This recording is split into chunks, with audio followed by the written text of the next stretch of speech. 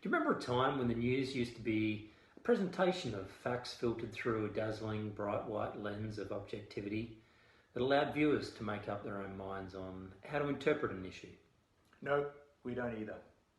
The news has always been a heady mix of propaganda with large chunks of inconvenient truth omitted, and a smattering of facts to fool you into thinking the delivery is honest. But the mainstream media lens is now well and truly cracked, and many of us just can't ignore that crack any longer. Partly because of the proliferation of independent broadcasters and journalists who are now bringing us the missing bits of the news puzzle which, when they were invisible, made us feel as though we were too dumb to understand what was going on in the world. And that's been a godsend for people with curious minds, fed up of the infantile sound bites that pass for news on mainstream terrestrial channels. But we found that the rich mix of new news sources are ideologically driven. It's true that there's a lot more information out there, and we celebrate that.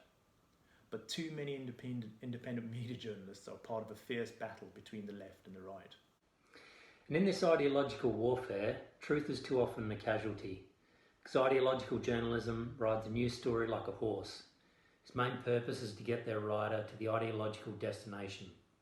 The result of that is cherry-picked facts and a narrative that fits the desired worldview, and that's why we say, a plague on both their houses.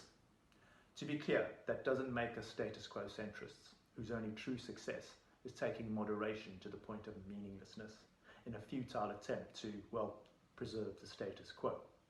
Our goal is for this channel to provide you with a snapshot of the main stories shaping our world, by looking critically at the main facts, including ones that aren't making it to the surface of your newsfeed.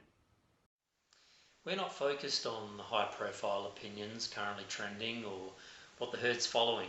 Although we will call them out, we're going to critically analyse the who, the what, when, where, and why of important stories.